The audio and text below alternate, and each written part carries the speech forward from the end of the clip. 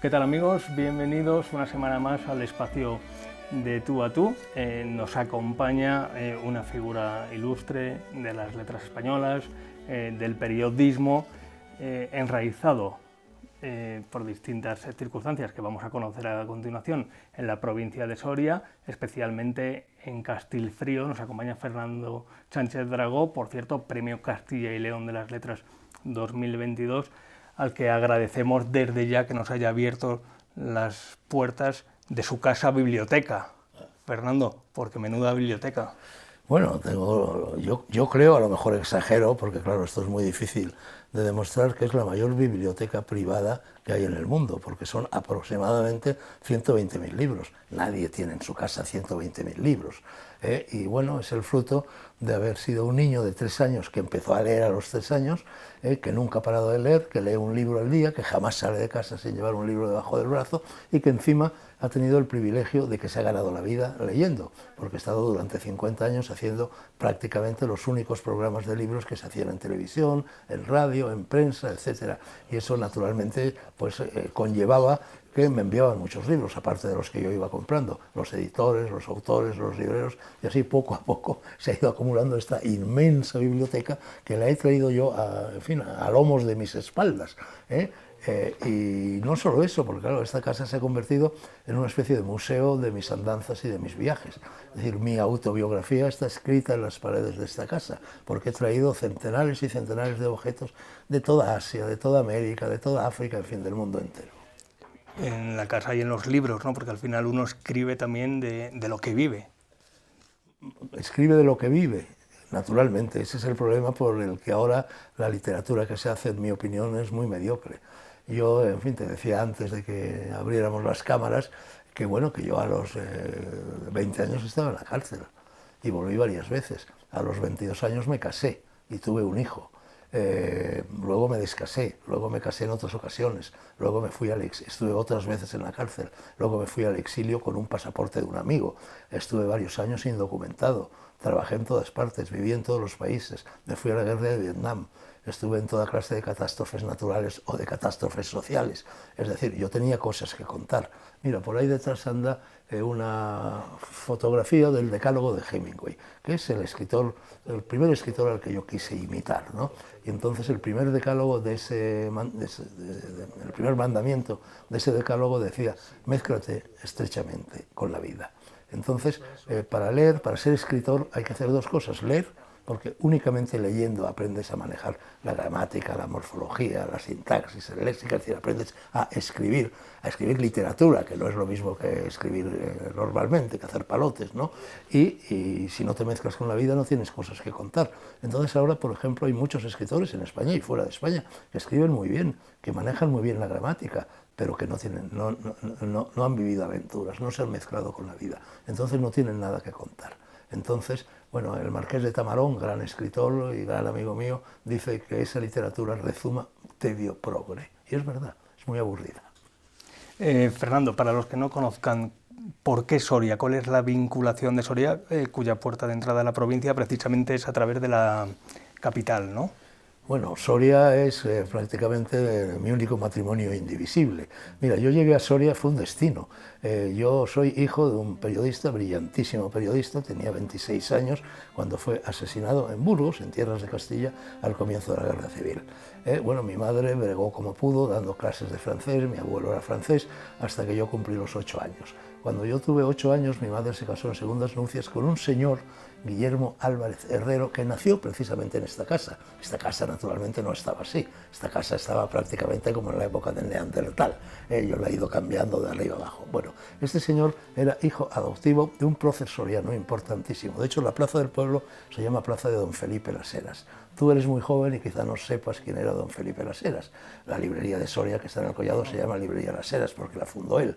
Él fundó el periódico, un periódico que a mí me gustaría recoger, que se llamaba, un periódico diario, que se llamaba El Avisador Numantino, que es un nombre precioso. Al mismo tiempo fundó la Caja de Ahorros, es decir, fue un gran señor. Y nació en esta casa. Y mi madre se casó con este Guillermo Álvarez Herrero, que era su hijo adoptivo. Y entonces, cuando yo tenía 8 años, el 1 de agosto de 1944, yo llegué por primera vez a Soria para veranear y me quedé fascinado.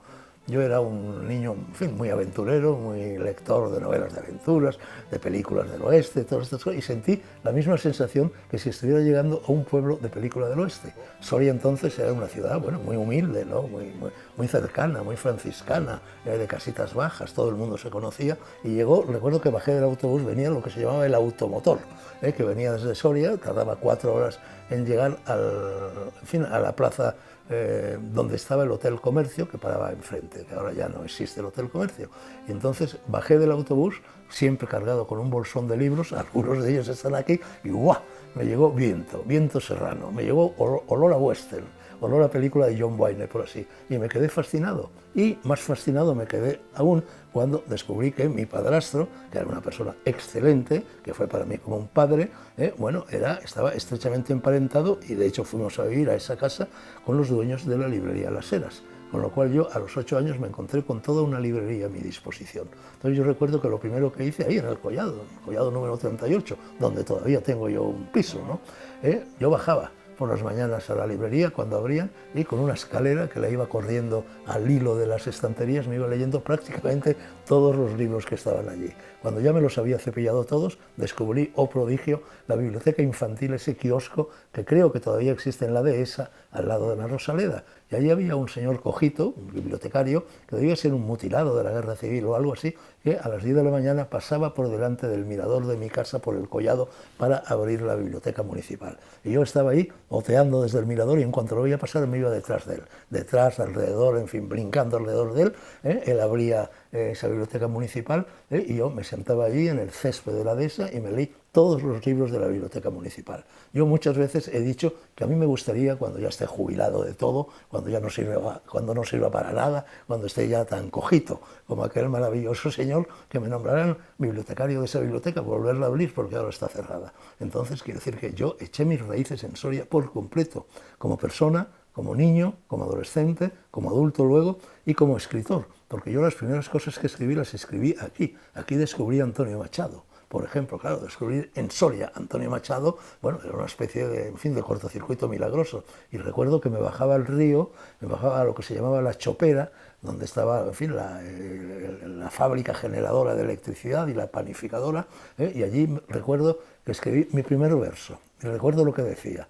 Recuerdo, lo tenía yo 9 años, una cosa así, decía, desde el fondo de los valles siento respirar el río con ese aliento de vida que tienen los desvalidos. Y a partir de ahí me puse en marcha y Soria fue creciendo y creciendo y creciendo. Y además, claro, la lengua. Soria se habla un castellano magnífico, claro, Soria es, en fin, barbacana hacia Aragón en castellana tierra, como decía Antonio Machado, hablando de la curva de Ballesta, de San Saturio. Entonces yo eché los dientes como escritor aquí, claro, cuando estaba en el exilio en Japón y soñaba con volver a España, cosa que hice 7 años después, soñaba con volver a Soria, y efectivamente me instalé en Soria. Y Soria ha cambiado mucho, usted ha sido sanjuanero, se deja ver por las fiestas de San Juan.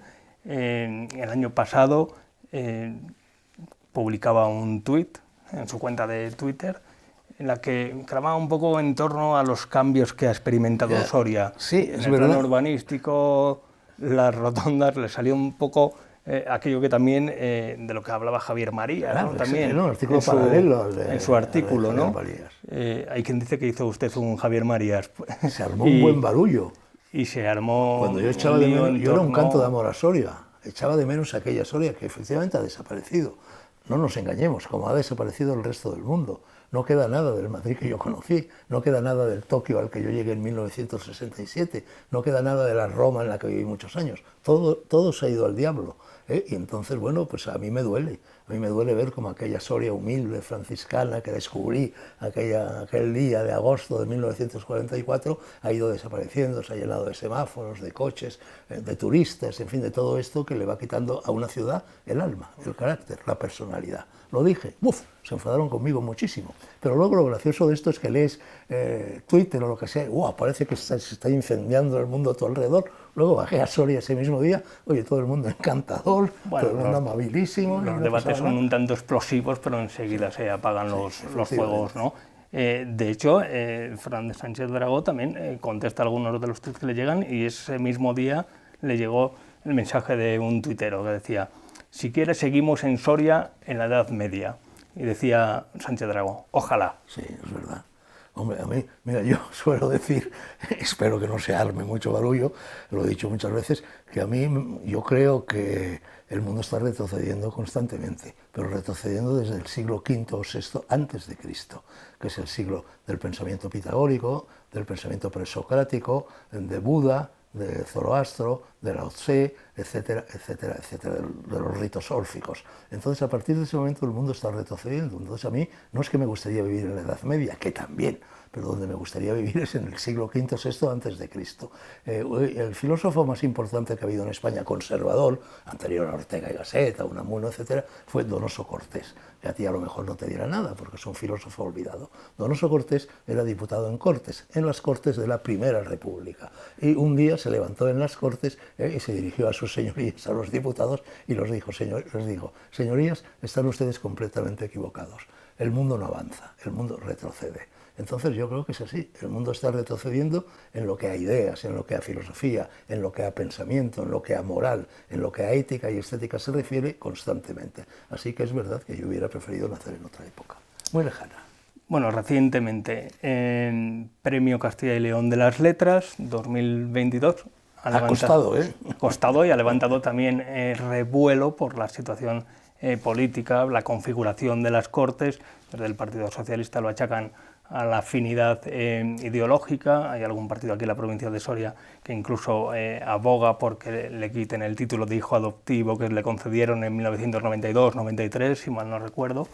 Hay afinidad ideológica. Voy más allá. ¿Qué importa la afinidad ideológica si los méritos son en base a una obra vasta, extensa y de calidad? Esto es un premio literario. Yo tengo 53 libros escritos, he sido 2 veces Premio Nacional de Literatura, he sido 2 veces Premio Nacional del Gremio de Editores, he sido 2 veces Premio Nacional del Gremio de Libreros, he sido 2 veces, porque fui finalista y Planeta y luego premio Planeta, he sido premio Fernando Lara, he sido premio Espiritualidad Martínez Roca, he sido premio Ondas, he sido profesor de Historia y de Lengua y Literatura Española en 7 universidades de 13 países, he estado 50 años haciendo programas de libros, hablando con escritores en radio, en televisión y en prensa. Entonces, evidentemente, ese es un premio que se me da en función de mi trayectoria literaria. Y luego, por otra parte, a mí no se me puede adscribir a ninguna ideología, por una razón muy sencilla, porque yo no tengo ideología. Es más, detesto todas las ideologías. Las ideologías son lo contrario de las ideas. Hay que tener ideas. Las ideas son fruto de la reflexión, del pensamiento, de la cultura, pero las ideologías son como mariposas que se clavan con un alfiler en un cartón y que se quedan allí disecadas para siempre. El ideólogo no piensa, piensa el que tiene ideas. Quien tiene ideas no tiene jamás ideología. La ideología, dicho sea entre comillas, va cambiando a lo largo de la vida. A los 20 años, a los 30, a los 40, a los 50, de la misma manera que tienes canas, tienes arrugas, cambia la expresión de tu rostro, va cambiando todo, eso es lo normal. Pero yo no tengo ideología alguna y yo no tengo afinidad con ningún partido. No me gustan los partidos. Usted fue parte del Partido Comunista en sus años más jóvenes, luego ha ido evolucionando, como dicen. Parece que está mal visto el cambio, ¿no? Quien decía aquello de que uno, si no es comunista con 18 años, no tiene alma, si lo es con 40 o 50, es que no tiene bueno, cabeza, más que comunista o no comunista, decían revolucionario o no revolucionario. Bueno, en cierto modo es verdad.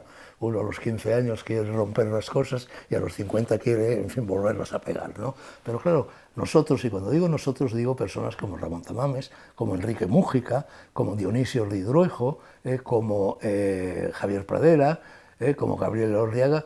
No estábamos en el partido, no éramos comunistas, estábamos en el Partido Comunista, que es cosa bien distinta. No es lo mismo ser un borracho que estar borracho. Entonces, en aquel momento nos oponíamos al régimen de Franco y no había ninguna plataforma, ninguna rampa de lanzamiento, digamos, para hacer eso, más que la de los comunistas. Es más, fundamos nosotros el Partido Comunista. Apareció Jorge Semprún, que luego fue ministro de Cultura con uno de los gobiernos de Felipe González, y nos engatusó a estas personas que te he citado. Teníamos 18, 19 añitos, nos metimos en el Partido Comunista, pero era no meterse en ninguna parte, no te creas, no había carné, no había cuotas, no había nada, hacíamos lo que nos daba la gana. Éramos 4 amigos que nos reuníamos en una taberna alrededor de una botella de vino y que conspirábamos contra el régimen.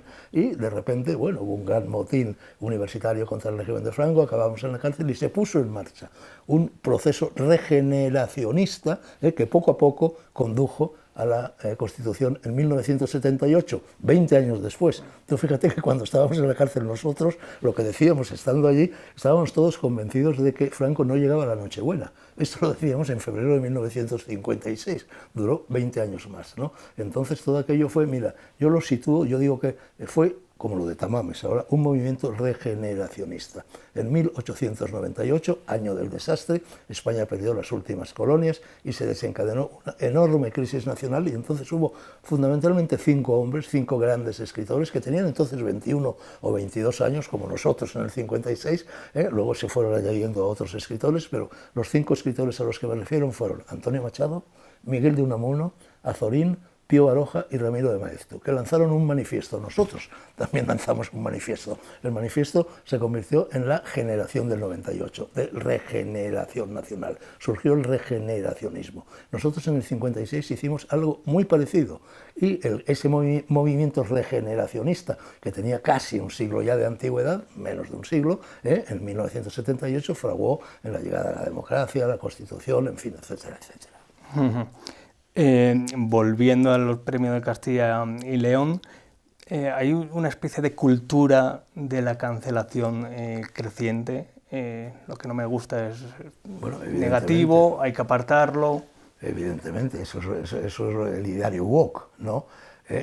Vamos, concretamente a mí en el 1998, prácticamente, según se decía, yo tampoco tengo un documento que lo demuestre, se me iba a conceder este mismo premio que se me ha concedido ahora. Hubo una zancadilla de carácter político, porque en los premios institucionales suelen producirse zancadillas de carácter político, por desgracia, porque se está premiando a un escritor por lo que ha escrito, no por lo que sean sus ideas o porque haya hecho la primera comunión vestido de marinerito, ¿no?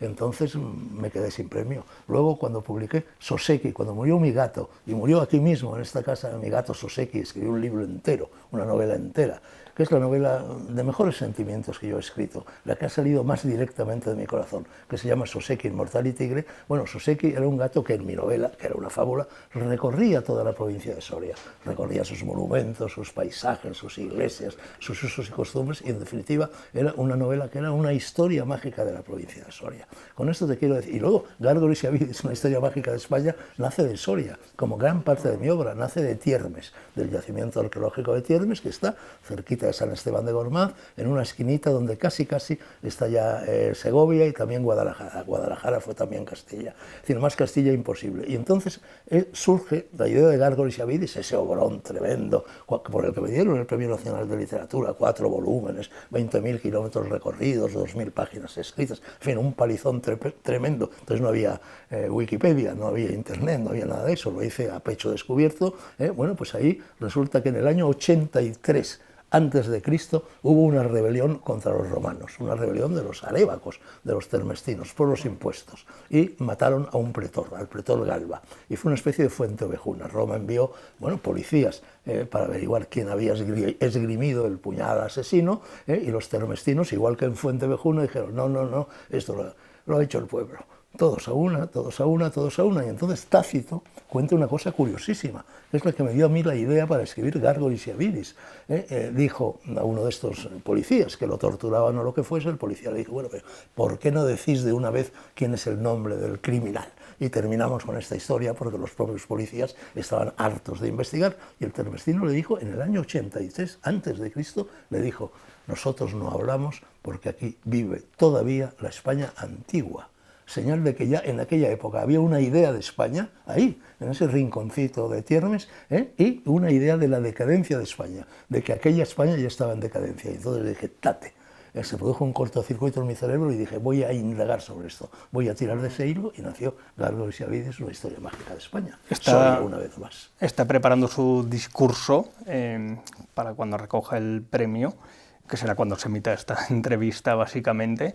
Se va a acordar de Soria, de este territorio, sin duda. Hombre, voy a hablar mucho de Soria y voy a hablar mucho de Castilfrío, y voy a hablar de todo esto, y voy a citar a Antonio Machado, y voy a citar a la curva de Ballesta en torno al Duero, y voy a citar a San Saturio, y voy a citar, en fin, mire, yo cuando me hacen una entrevista de televisión y siempre te dicen al principio que digas algo para medir el sonido, ¿no? Siempre digo lo mismo, digo, estos chopos del río que acompañan con el sonido de sus hojas secas, el son del agua cuando el viento sopla, tienen en sus cortezas grabadas iniciales que son nombres de enamorados, cifras que son fechas. ¿Te suena? Está escrito en el camino de San Saturio. Ha estado de actualidad en las últimas semanas también por la moción de censura. He leído alguna entrevista en las que comentaba que ve la política actual como algo aburrido.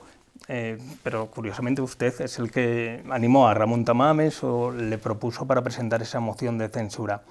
¿Era necesaria esa moción de censura? Bueno, mira, vamos a ver, esto nació por una comida de amigos. Yo tengo amistad con Santiago Abascal. Santiago Abascal ha estado en esta casa, estuvo en ese libro de conversaciones, de diálogos platónicos. Le gané, por cierto, al futbolín que está aquí en el vestíbulo de la casa. Entonces, de vez en cuando, cada 3 o 4 meses, tampoco muy a menudo, pues como con él y con Kiko Méndez Monasterio. Fue una comida de amigos. Y en ese momento estaba revoloteando por todas partes la idea de que se iba a presentar una moción de censura.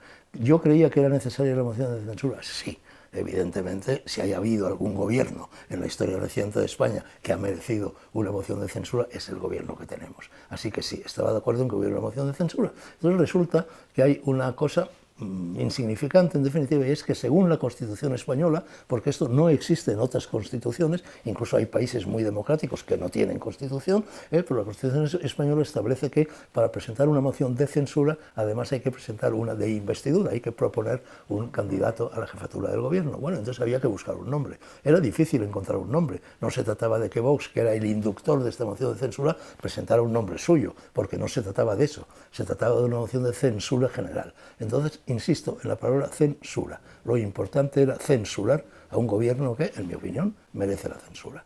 Entonces la investidura era lo de menos, pero había que buscar un nombre, era preceptivo, entonces no era fácil encontrar ese nombre, ¿no? Entonces allí, en fin, comiendo amigablemente, manejamos entre los unos y los otros algunos nombres, y de repente yo, pensando en este movimiento regeneracionista al que me he referido antes, dije, Tamames, un hombre de prestigio, un hombre autor del libro más importante de economía que se haya escrito en España en los últimos 70 años, un hombre que no tenga flancos débiles, cuya trayectoria sea impecable, tanto desde el punto de vista moral como social como económico. Dije, Tamames. ¿Se me podían haber ocurrido otros nombres? Sí, también dije el de Fernando Savater. Si hubiera estado vivo mi amigo Antonio Escotado, el filósofo, también habría podido proponer el de Escotado. Si hubiera estado vivo Unamuno o Ortega, también hubiera podido proponer a Unamuno o Ortega, y se me ocurrió Tamames. Entonces, bueno, mis interlocutores se quedaron así un poco perplejos, digamos, ante este nombre en el que no habían pensado, y dijeron, oye, sabes que no está mal, sabes que efectivamente reúne las condiciones necesarias para protagonizar esa moción de censura, ¿tú crees que aceptaría?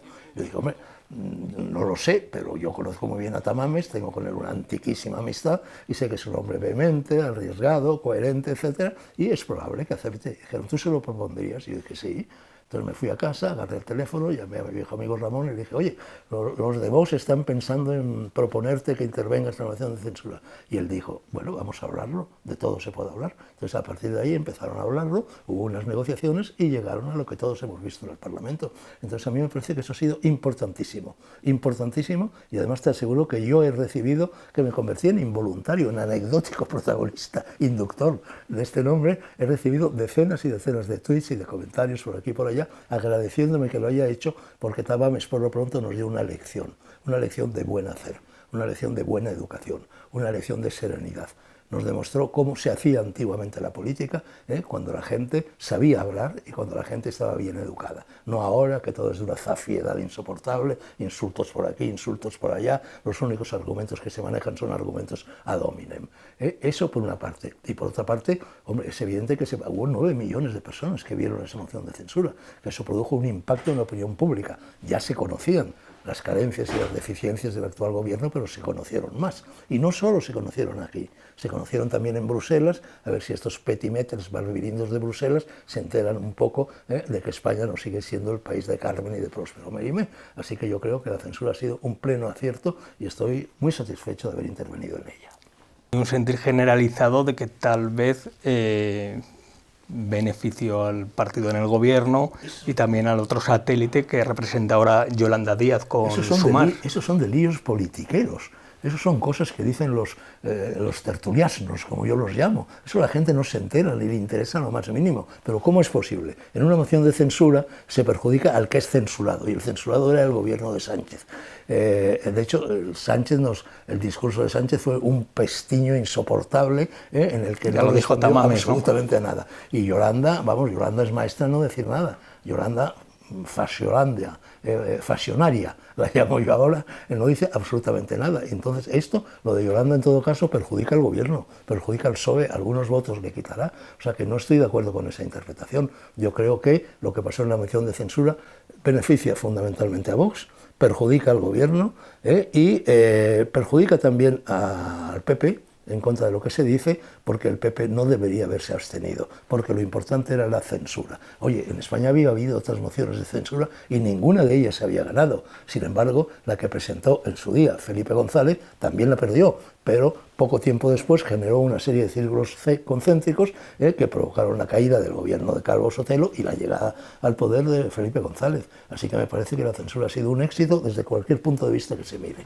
Bueno, pues la onda expansiva tal vez la veamos en los próximos comicios generales. Hablaba de esa política tal vez vacía, añado yo, una política que busca el espectáculo, ¿no? Que se ha convertido en cierta parte en meme, ¿no? En 140 caracteres en Twitter, en golpes de efectos, pero rascas y sin meter a todos en el mismo saco, obviamente, no hay tanto fondo como había antes. Pues sin hablar de las formas tampoco. Oye, antes los políticos eran gente preparada, eran gente de cultura, ahora no. Ahora es curioso que en España, para ser, el oficio más humilde que imagines, no sé, barrendero municipal, tienes que presentar ciertos estudios, que aprobar ciertos exámenes, que rellenar ciertos formularios. Ahora, puedes ser jefe de gobierno siendo un perfecto analfabeto. Es un delirio. Entonces la política en España es un espectáculo, pero es un espectáculo lamentable. De todas maneras, todo esto, yo suelo decir que yo no hablo nunca de política, y es verdad, yo no hablo nunca de política. Escribo sobre política, sí, a veces, porque escribo varias columnas a la semana, y claro, hay una inercia que tú conoces muy bien en los periódicos, en los medios de comunicación, por la cual tienes que hacerte eco de la política, si no te echan, ¿no?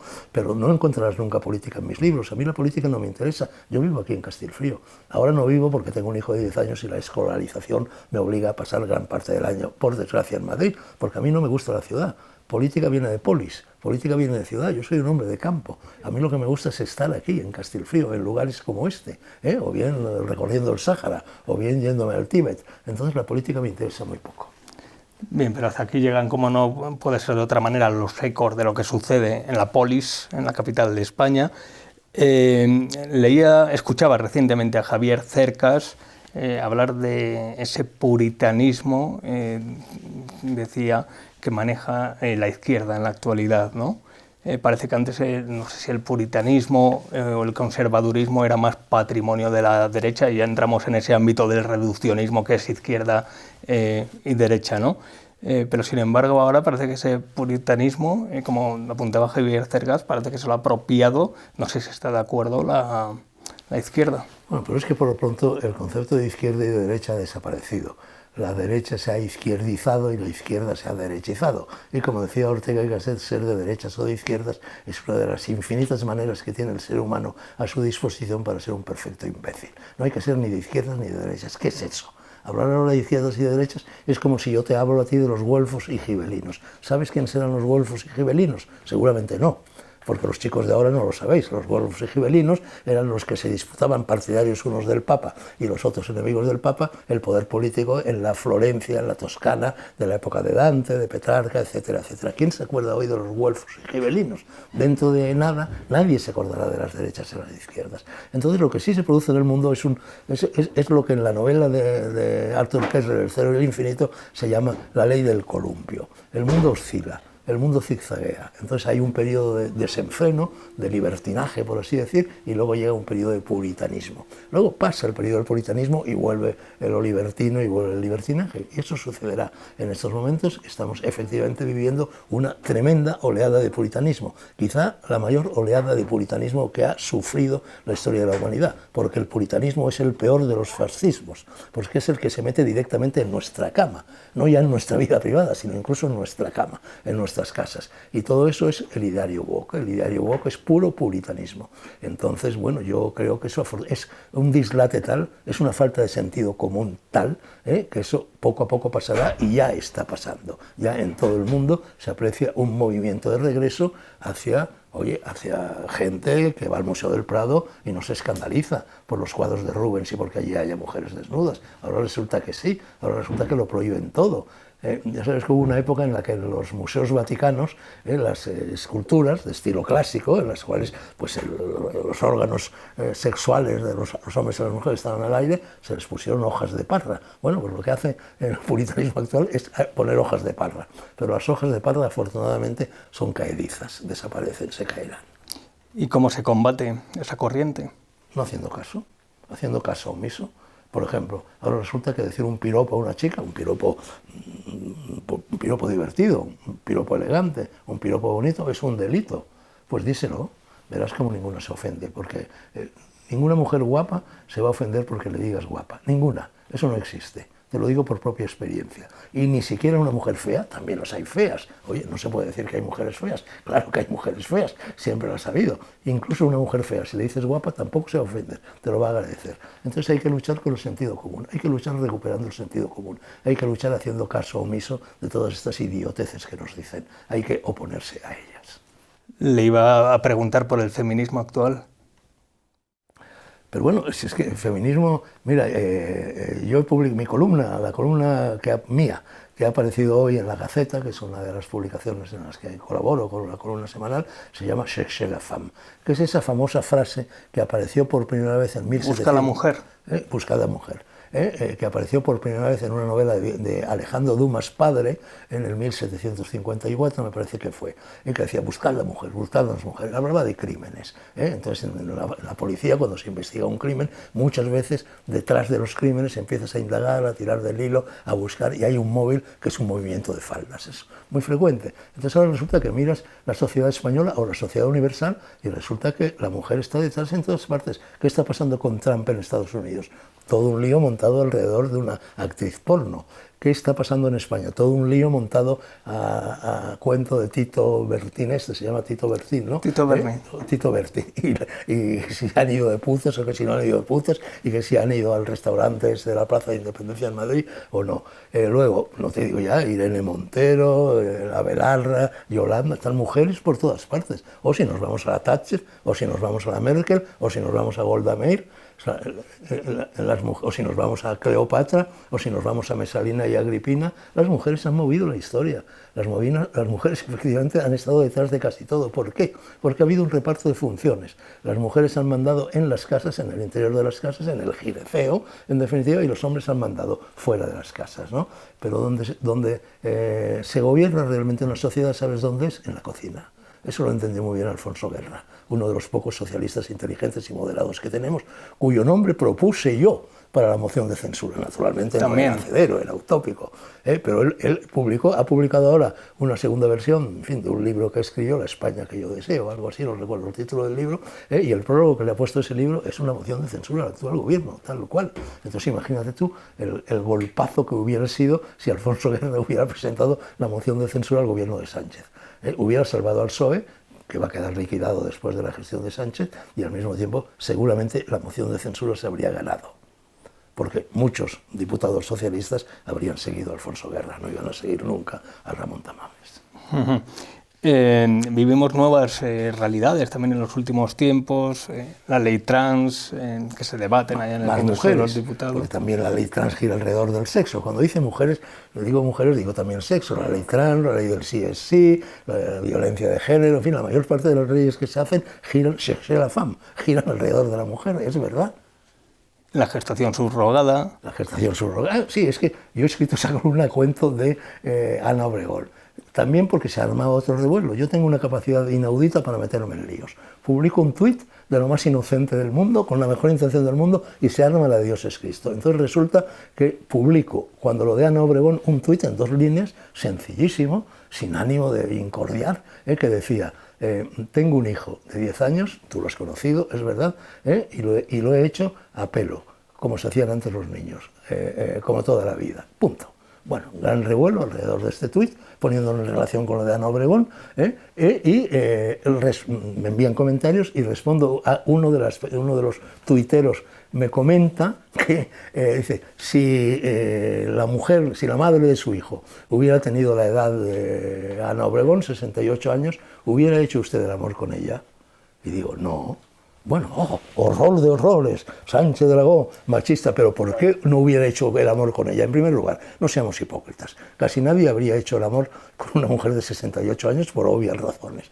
Pero es que en mi caso yo hice el amor con esa mujer para tener un hijo, y eso yo lo explicaba. Es decir, esa mujer, que era una mujer que tenía 39 años en aquel momento, quería tener un hijo, y era mi mujer, y era mi pareja, y lo normal es que tuviera un hijo con su marido, con su pareja. Entonces yo generosamente dije, vale, yo no quiero ya tener un hijo. Yo tenía 76 años, a los 76 años no quieres tener un hijo, ya tenía 3, ya tenía bastante, se había cumplido, pero tú quieres un hijo, pues yo te lo doy, yo colaboro. Entonces hice el amor exclusivamente para tener un hijo. Si es exclusivamente, si no, no lo habría hecho, porque tras 20 y tantos años de matrimonio normalmente ya no se hace el amor con tu mujer, ¿sabes? Entonces yo lo hice exclusivamente para tener un hijo. Entonces, si ella hubiera tenido 68 años, evidentemente no podía tener un hijo, por consiguiente, claro que no habría hecho el amor, pero yo respondí en función de eso, no en función de que fuera vieja, joven, guapa o fea. Bueno, pues se armó la de Dios es Cristo, otra vez trending topic. Bueno, decía el tuitero aquello de que el recipiente seguro que no tenía 68 años, que también es un poco un calificativo. Bueno, pero eso es una idiotez, porque si se quedó embarazada es evidente que no, y yo ya había dicho que no habíamos recurrido a ninguna técnica de fecundación artificial, es evidente que no tenía 68 años. Además, todo el mundo sabe quién es la madre de ese niño y está aquí ahora, en estos momentos, en esta casa. Y luego lo del término recipiente, que también es un poco cosificar, ¿no?, a la persona, ¿no? Estamos de acuerdo, ¿no? Y luego ya usted dijo, elemental, querido Watson, si tuviera 68 años no... Sí, es verdad, era una broma, evidentemente. No lo habría hecho, pero no, si lo hacía para tener un hijo, ¿cómo iba a hacer para tener un hijo el amor con una mujer de 68 años que no puede ya concebir? Bueno, pues eso la gente no lo entiende. Entonces, el Twitter es, entre otras cosas, un instrumento para pulsar lo idiota que es la gente. Y también para pulsar es un envidiómetro, he dicho yo, lo envidiosa que es la gente. Porque en realidad todo eso estaba movido por la envidia de que, Dragó, con sus 86 años todavía presume de hacer el amor. No presumo, lo cuento. Yo soy un escritor autobiográfico, no presumo. Solo un idiota presumiría de eso, y yo no soy un idiota. ¿Sus alardes sexuales molestan? Es que no son alardes, son relatos. Son todos rigurosamente ciertos. Mi madre, que era un ser, en fin, extraordinariamente bondadoso, como lo son casi todas las madres, me dio 2 bofetones en mi vida. Bueno, ahora la meterían en la cárcel por haberme dado aquellos 2 bofetones. El primer bofetón me lo dio porque le dije una mentira, tenía yo 6 añitos, porque le dije una mentira. Te aseguro que no he vuelto a mentir a nadie excepto a la Brigada Político-Social cuando me detenía en la época de Franco. Y el segundo bofetón me lo dio porque le alzó la mano. Yo no he vuelto a alzar la mano en mi vida a nadie. Mano de santo aquellos 2 bofetones. Alta pedagogía. Iba a decir que está Julio Iglesias y usted y Julio Iglesias. Bueno, no solo Julio Iglesias, oye, y Andrés Segovia, gran guitarrista, y Picasso, y ¿quién más? Otros ha habido. Bueno, ya se dice que el hombre pierde el diente, pero no la simiente, ¿no?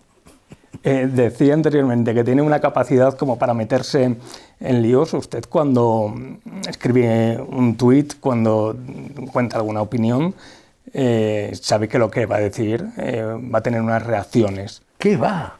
Que no, que yo soy un ingenuo, que me quedo siempre sorprendido, que me llevo las manos a la cabeza, pero digo, ¿pero y esto por qué? Es un provocador no, mira, inconsciente. No, sí, soy un provocador, pero soy un provocador no porque sea un provocador, yo detesto. Yo nunca discuto, yo estoy siempre de buen humor, yo estoy siempre sonriendo. Entonces a mí lo único que me molesta es que me llamen crítico literario, porque yo detesto como escritor que soy a los críticos literarios, y que me llamen provocador o polemista o polémico. Yo no soy polémico, yo simplemente digo mis ideas. Mis ideas son provocadoras, eso lo admito. Son ideas provocadoras porque yo siempre, desde niño, he tenido la impresión de que yo pienso acerca de casi todo lo que casi todo el mundo piensa acerca de casi todo. Bueno, y entonces, evidentemente, mis ideas llaman la atención, parecen extravagantes, etc. Pero yo no las expongo para llamar la atención, las expongo porque son mis ideas, porque es lo que a mí se me ocurre. Entonces, cuando me convierto en trending topic, ahora porque ya me he metido un poco en Internet y entiendo un poquito de esto, de Twitter y tal, pero durante años me pasaba lo mismo y yo no me enteraba, porque yo no sabía entrar en una red. Entonces, a veces un amigo me decía, oye, que te has convertido en trending topic. Yo no sabía lo que era ser trending topic y en cualquier caso no leía y sigo sin leer lo que dicen cuando me convierto en trending topic, porque yo solo me meto en mi propio Twitter, porque me han abierto una ventanita en el ordenador que pone Twitter. Entonces aprieto la ventanita y sale mi cuenta de Twitter, pero nunca me he metido en la cuenta de otra persona, porque no lo sé hacer, ni me interesa. Pero aparte de eso es que no lo sé hacer, como nunca me he metido en YouTube, como nunca me he metido en una web, no sé hacer nada. Con las redes no sé hacer nada. Bueno, pues para no saber hacer, bastantes reacciones tiene. Volviendo a esa... Pero son ellos los que polemizan, no yo. Los polémicos son ellos, los provocadores son ellos. Volviendo a esa ola o corriente puritanista, con esos márgenes morales tan delicados también, ¿no? Tan exigentes, claro, hay gente que se calla, ¿no? Lo que piensa. En estos momentos medio mundo, por no decir casi todo. La gente tiene miedo porque te crucifican. Hostia, que me van a criticar, que me equivoco. Ya, ¿y qué pasa? Pues que te critiquen. A mí también me lo decían, bueno, me lo decían, no sé, las gentes de mi entorno, las gentes que me quieren bien, los de mi familia, mi novia, mi mujer, mi secretaria, tal. Oye, que están diciendo esto de ti, y yo me río siempre. Y ellas se quedan, ahora ya no se sorprenden, pero se sorprenden, dicen, ¿no te importa? Y digo, no, a mí nunca me ha importado nada. Y cuando digo nada, quiero decir nada que diga la gente sobre mí. Nunca. Tú sabes que en Soria, cuando yo tenía 14 añitos, me quisieron procesar por calvinista. A los 14 años en Soria. ¿Sabes por qué? 14 años, imagínate, yo ni sabía quién era Calvino. Bueno, sí, a lo mejor lo sabía vagamente. Pues porque estaba jugando con mis amigos en la dehesa, en la capilla de la Soledad, y se puso a llover. Y nos pusimos a jugar en el porche, que estaba cubierto para resguardarnos de la lluvia. Y hombre, hacíamos algo de ruido, algo de barullo. Y salió un sacristán enfurecido y nos quiso echar. Y yo me planté y dije, no, usted no tiene ningún derecho, esto es un espacio público, yo estoy aquí jugando, no me meto con nadie, no hago daño a nadie, no me voy. Y llamó a los municipales. Y los municipales se me llevaron allí a la comisaría, en fin, al lado de la dehesa, al otro lado de la dehesa, y 8 días después se recibe en mi casa, ahí en el collado, encima de las Heras, una notificación que se me quería abrir un proceso de faltas por calvinista. ¿No? Está contado en mi primer libro de memorias, es asombroso, ¿no? Pero yo vivo completamente ajeno a estas cosas. A mí no me importa lo que se diga de mí, si todo lo que se dice de mí son tonterías, si el único que sabe quién soy yo. Los demás no saben quién soy yo, los demás no saben lo que pienso yo, lo sé yo. Vamos a ir terminando. Hablaba anteriormente de que un buen escritor tiene que escribir de todo ese fondo de armario vital, ¿no?, que ha ido recogiendo de su vida. Claro, la suya, ya no solo por edad, 86 años, sino por todas las experiencias que ha acumulado, es vasta, extensa, en países en los que ha trabajado, situaciones de riesgo, peligrosas. ¿A cuál le gustaría volver? ¿Cuál marca en un calendario en rojo? Bueno, a mi infancia, sin duda alguna. Yo estoy de acuerdo con los escritores que han dicho que el paraíso es la infancia. Al primer libro que leí, cuando leí Las travesuras de Guillermo, que te he mencionado antes. O, por ejemplo, me gustaría volver a ese día en el que me apeé del automotor delante del Hotel Comercio y llegué por primera vez a Soria. Me gustaría volver atrás, me gustaría volver a aquella época. Esto supongo que es normal. Se dice que los viejos volvemos a ser niños, y efectivamente hay una nostalgia de la infancia y hay una nostalgia sobre todo de aquel mundo. Pero probablemente si me haces esta pregunta mañana te daré otra respuesta, se me ocurrirán otras cosas, ¿no? Mira, mi filosofía es la del Tao, que es la del Carpe Diem, que es la del Hic et Nunc, que es la del aquí y ahora. Una cosa que desespera bastante a las gentes de mi entorno es que cuando se plantea la más mínima cosa, es decir, vamos a ir al Burgo de Osma a comer, y a lo mejor eso lo dicen a las 10 de la mañana, y yo digo, bueno, ya se verá. Digo, de aquí a las 2 de la tarde pueden pasar muchas cosas. Puede estallar la guerra mundial, puede llegar un meteorito, me puedo morir, no puede no apetecerme nada ir a comer al Burgo de Osma, entonces yo todo lo decido 5 minutos antes, yo no hago planes, yo vivo siempre en un perpetuo presente. Y echando la vista atrás, ¿se arrepiente de...? Hombre, me arrepiento, naturalmente que me arrepiento de muchas cosas. Hombre, por ejemplo, me arrepiento de haberme emparejado continuamente. Yo he tenido 11 relaciones conyugales, 11. Cuando digo relaciones conyugales no son matrimonios pasados por la vicaría o por el ayuntamiento, 3 de ellos sí, los otros 8 no, pero son relaciones, vidas compartidas, economías compartidas, a veces hijos, etcétera, etcétera. A mí nunca me ha gustado emparejarme y sin embargo me he pasado la vida emparejándome. Es absurdo. Bueno, pues naturalmente que me arrepiento de haberme emparejado tantas veces a lo largo de mi vida.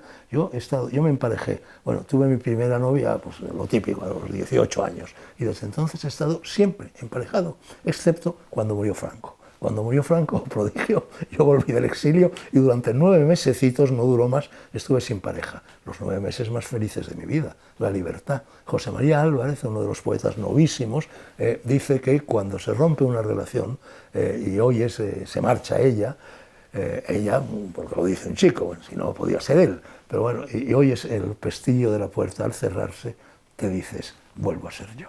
Y es verdad, toda pareja nos quita libertad. Entonces me arrepiento de haberme emparejado. O me arrepiento incluso, y te lo dice alguien que ha sido y es muy padre, y tú lo has visto con mi hijo y hasta qué punto yo soy padre y tengo una relación magnífica verdaderamente con mis hijos, pero también me arrepiento de haber tenido hijos. Yo creo que los escritores somos como sacerdotes, yo creo que no servimos para esas cosas. Yo a los 3 años decidí que iba a ser escritor, y está escrito. Y está demostrado. Mi madre ya murió, se acordaba perfectamente. Mi primer libro de memorias, Esos días azules, Memorias de un niño raro, que está lleno de Soria ese libro, cuenta cómo llega yo ya leía muy bien entonces, con una clara y rotunda dicción castellana, R's, J's, etcétera, bien pronunciadas. Mi madre estaba muy orgullosa de lo bien que leía el nene, y llegó una señora a una visita de cumplido y me sacó para que leyera algo frente a ella, y efectivamente trajeron un libro, leí unos párrafos, fui muy aplaudido y me fui a jugar. Y cuando la señora se marchó, me llamaron para que me despidiera de ella. Yo tenía 3 añitos, quizá 4. Entonces me preguntó la señora, pues lo típico que se le pregunta a un niño, ¿y tú qué vas a ser de mayor? Y yo con un aplomo formidable que sorprendió a mi madre, que sorprendió a la señora y que incluso me sorprendió a mí, le dije, yo voy a ser escritor. Igual que mi hijo ahora, que está ya escribiendo un libro. Tu hijo de 10 años nos lo ha dicho anteriormente, ¿no? Claro, que va a ser escritor, que quiere ser escritor. Que se heredan misteriosamente, porque ¿cómo se heredan esas cosas? Yo no le he dicho a mi hijo, oye, tienes que ser escritor, imagínate, ni se me ha pasado por la cabeza. Sin embargo, él, cuando se le pregunta, dice, yo voy a ser escritor. Bueno, entonces yo, desde que dije aquello, yo todo lo que he hecho en la vida, en fin, esas aventuras, esos 11 vidas conyugales, el Tíbet, el Sáhara, la guerra, la cárcel, Japón, el exilio, todo eso lo he hecho porque soy escritor, para poderlo contar, para poder escribir. Es decir, he construido mi vida como la de un personaje de novela. Y naturalmente el personaje protagonista de casi todos mis libros soy yo. pero no por egocentrismo, sino porque es el personaje que mejor conozco. ¿Para qué me voy a inventar los amores de la vecina del quinto si tengo mis propios amores que los conozco mejor? Pues ya lo ven, un escritor viajero con múltiples experiencias, pero con este campamento base que está aquí en Castilfrío, si permiten la metáfora. Una última, ¿qué le queda por hacer? Terminar mi obra. Mi obra es una cadena de eslabones, encadenados naturalmente. De cada libro mío sale el libro anterior. Entonces yo por lo pronto quiero concluir la redacción de mis memorias. Calculo que son por lo menos 5 volúmenes. Llevo 2. En otros libros míos también hay mucha parte de memorias, pero memorias, lo que se dice memorias, tengo 2. El último, Galgo Corredor, y Esos días azules. Me quedan como mínimo otros 3 libros. El tercero, que empezaría el día en que, el 1 de agosto de 1964, me voy al exilio, serían Los años viajeros. Recorro el mundo entero y me meto en toda clase de historias. Soy el primer hippie que llega a Katmandú. Yo llegué a Katmandú, yo era hippie. Es el momento de mi vida. Me sigo sintiendo hippie. Y yo llegué a Katmandú antes de que llegaran los hippies. Por los pelos, 6 meses antes, 6 meses después llegaron. Bueno, entonces, todos esos libros me faltan por escribir, entonces me gustaría coronar mi obra, me gustaría llegar al término de mi obra, pero claro, son libros gruesos. Yo soy un escritor lento, yo soy un escritor que puedo tirarme media hora para buscar una palabra o para colocar bien colocada una coma. El otro día puse un tuit que no sé si leíste, que era una frase muy graciosa de Oscar Wilde. Oscar Wilde decía: esta mañana he trabajado duramente toda la mañana. He colocado una coma y por la tarde la he quitado. Bueno, entonces me falta el tiempo para hacer eso. Me doy cuenta de que, bueno, se me ha ido la mano, que tengo 86 años. Yo ahora miro en la prensa la edad en la que se muere la gente. Antes, cuando era más joven, miraba siempre en la solapa de los libros la edad en la que el autor de ese libro, Madame Bovary, Ana Karenina, Guerra y Paz, Don Quijote de la Mancha, el que fuera, qué edad tenía el autor cuando lo había escrito. Porque yo todavía no había escrito, en fin. Agobia cuando son muy jóvenes y ahora... Claro, pero es que entonces... Acercándonos al ocaso, supongo que también agobia a los que se van jóvenes. Es que entonces lo miraba y decir, bueno, este libro lo escribió cuando tenía 40 años el autor. Yo tengo todavía 28, tengo tiempo. Era muy consolador. Ahora miro también a qué edad se muere la gente, para lo contrario, para ver si todavía me queda tiempo para escribir los libros, y descubro que todo el mundo se muere a mi edad. La mayor parte de la gente, famosa, claro, no famosos no lo sabemos, pero los que vienen en la prensa, tú fíjate y verás como casi todos se mueren 83, 84, 85, 86, en fin, el Papa, que ha tenido un reciente tan, tiene exactamente mi edad. Escotado se murió hace un año, íntimo amigo mío, entonces me digan, Aute se murió, todos los que estuvimos en la cárcel, excepto Tamames y yo, están muertos, ¿no? Entonces eso me angustia un poco, claro, porque me doy cuenta de que a lo mejor no voy a tener o tiempo o fuerza suficiente para terminar esa cadena de anillos eslabonados que es mi obra literaria. Permíteme una broma, tiene tiempo para plantear una moción de censura, como Ramón Tamames. No, por favor, no me desees eso, que eso me obligaría a meterme en política. Yo a mí me gusta la épica. Yo no soy también lírico, todos somos líricos y épicos al mismo tiempo, pero yo soy más épico que lírico, ¿no? Entonces a mí la moción de censura me divertía, me gustaba. ¿Cómo me divertía ir a la cárcel bajo Franco? Era muy divertido, era una aventura, era la única aventura que estaba al alcance de un niñito de buena familia del barrio de Salamanca que estudiaba en el Colegio del Pilar. Entonces la moción de censura es el único momento en el que en la vida parlamentaria, que es aburridísima, que es tediosa más no poder, es repetitiva y en la cual encima se insultan los unos a los otros, el único momento en que entra la épica es cuando hay una moción de censura. Ese es uno de los motivos por los que me embarqué en ello. Bien, pues estaremos pendientes de esas memorias, de la publicación de esas memorias. Tómese su tiempo, pero sí, como se suele decir, sin prisa, pero sin pausa, ¿no? Espero que vivas lo suficiente también tú para leerlas. Espero vivir algo más. Fernando Sánchez Dragó, muchísimas gracias. También pueden seguir su trayectoria, como hemos venido contando, en sus libros, donde hay huellas de sus vivencias, en Twitter también, en esa bitácora tan de actualidad y a veces tan polémica. Y como no, muchas gracias por acompañarnos aquí en La 8 Soria, Fernando Sánchez Dragó. ¿Es que ponga un broche final? Una frase que es de Antonio Machado, que es del Paseo de San Saturio, que está dirigida a Soria: conmigo vas, mi corazón te lleva. Fernando Sánchez Dragó, genio y figura, muchísimas gracias por abrirnos las puertas de su casa y felicidades por ese premio Castilla y León de las Letras. Recordemos, por la calidad, por la extensión y por el torrente que es su obra. No vamos a entrar en otras discusiones. Muchísimas gracias. Gracias a ti. Y nosotros lo dejamos aquí. Volvemos la próxima semana en De Tú a Tú. Sean felices.